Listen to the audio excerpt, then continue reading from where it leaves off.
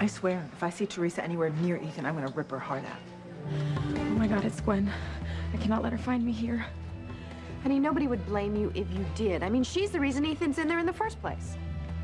Yeah, I want to kill her. I mean, I really want to kill her.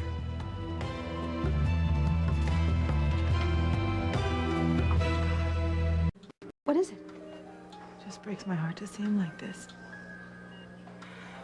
I know. His eyes open like that, just staring so lifeless and pitiful.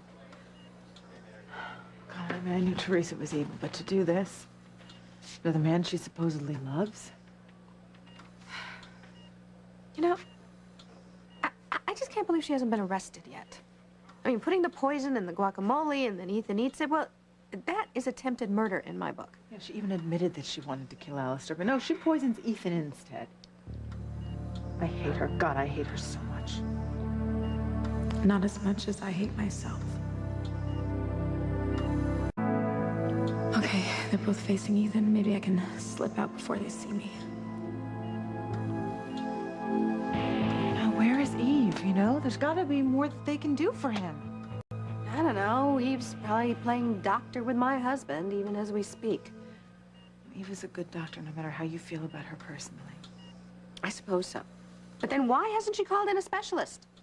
Because she wants to see the results of the test she's already run, you know, and then she's gonna call in a specialist. But I just cannot believe that this is gonna be permanent.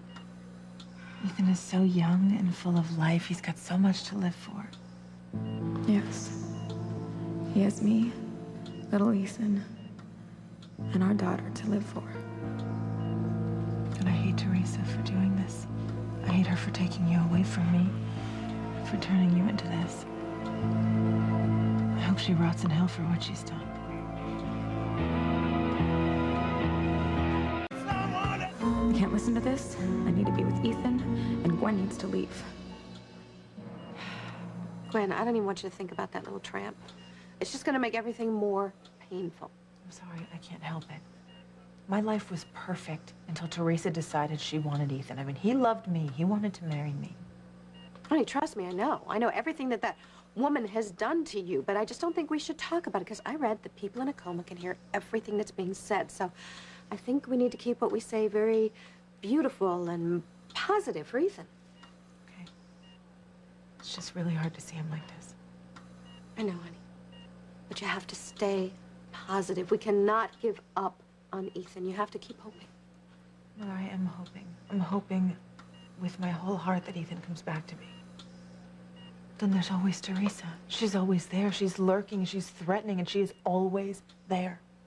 How can I hope for a future with Ethan when that bitch is determined to ruin our lives? You're the one who ruined my life. All you had to do was walk away and let Ethan be with me, the woman he really loves. I mean, how could I have been so blind and so stupid? You know, when Theresa went to work for Ivy, she's pretending to be my friend and want to help me plan the wedding, but the whole time, she's trying to steal Ethan away from me. How in the world could I not have seen that? Honey, how could you know? Really? I mean, when you think about all the horrible things she's done, I mean, it is very hard to believe that one person could be that duplicitous. It's also very hard to imagine the kind of brain that would hatch a plan to marry Alistair. What, so she can steal Ethan and Jane away from me? Jane is my daughter, mine and Ethan's. Well, and then she decides to kill Alistair? Comes up with this harebrained plan to put poison in the guacamole? I mean, even I wouldn't come up with something that stupid. And if I did, I would make sure Alistair was the one who was poisoned and not Ethan. She's so stupid. She's so stupid. I wish she were dead. I wish she were lying here. What was that? What was what? I felt the bed move. Well, what do you mean the bed moved? Wait, didn't you feel that? It felt like someone jarred the bed. No, I didn't feel anything. Nurse, I just felt the bed move. I mean, it's just us. Is it possible that Ethan moved? Sometimes patients in Mr. Winthrop's condition move involuntarily. I think that's what you felt. Well, if he moved, I mean, does that mean he's getting better? Dr. Russell's still waiting for test results, and I'm sure as soon as she gets them, she'll be able to assess your husband's condition. But we never want to lose hope, Mrs. Winthrop. No, I'm never going to lose hope. Nurse, I was just telling my daughter that I think it's very important she stay positive. That's right, isn't it? Absolutely. But this situation isn't going to change anytime soon. And I think for your husband's sake, It would be good for you to go home and get a good night's sleep. It's always easier to stay positive when you're well rested. Gwenny, she's right. You need to stay strong for Ethan. Yeah, get out and go home. How am I supposed to just leave him here? Just lying here completely disconnected from the world? Gwenny, you're his wife. You are his only connection with the world now, so you have to stay strong. And besides, think of Jane. She needs to see you. She needs to see that you're not both out of her life right now. Well, all right. Just give me a moment to say goodnight to Ethan, okay? Oh, honey, of course. Listen, I'll go get the car. Okay.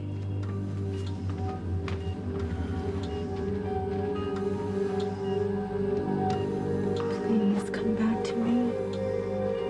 Honey, I love you so much. But he doesn't love you. He loves me. I do not want to leave you. But I know that if you could, you tell me to go home and take a bubble bath and try to come back here with a happier face. I know how you don't like to see me unhappy. Babe, I don't know if I'm ever gonna be happy again. Not until you come out of this and you come back to me and you hold me in your arms again. God, I'm gonna miss being in your arms tonight. I'm gonna miss making love with you tonight. You have always been the gentlest and the most passionate man in the world from the very first time. Do you remember that night? You had come home to be my date at the Spring Cotillion. I was making my debut. And after all the parents went to bed, we ran out by the pool and we went skinny dipping. You looked amazing in the moonlight. Then we ran to the gazebo.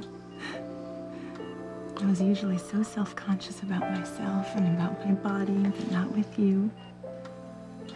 Never with you. God, you always made me feel so beautiful and so loved. Remember you took me by the hand then and you led me over to the chaise and you read me that poem you had written for me, remember? It was so beautiful. That was just the most perfect, most wonderful night that I will never forget for the rest of my life.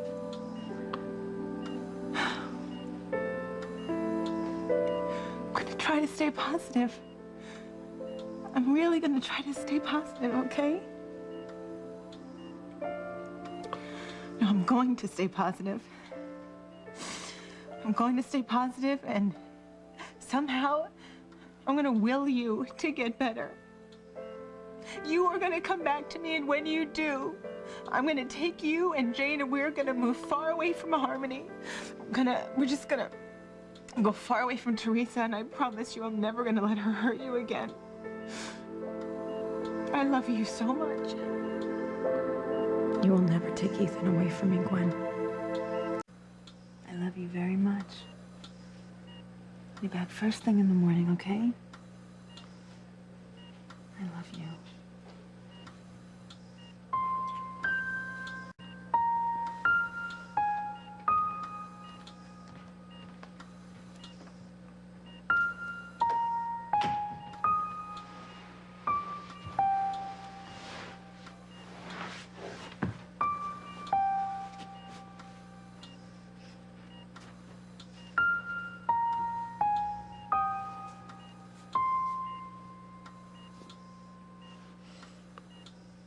She's wrong. We're gonna be together. That's our destiny. I'm sorry, Ethan, that this happened. But you're gonna come out of this. I'm gonna give you all the positive energy that you need. And one day, very soon, we're gonna be a family. With our daughter. and they'll leave things the way they were supposed to be.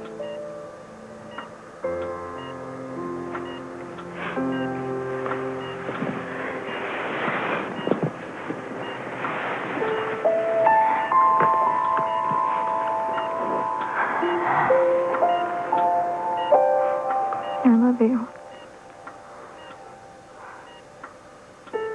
I love you very much.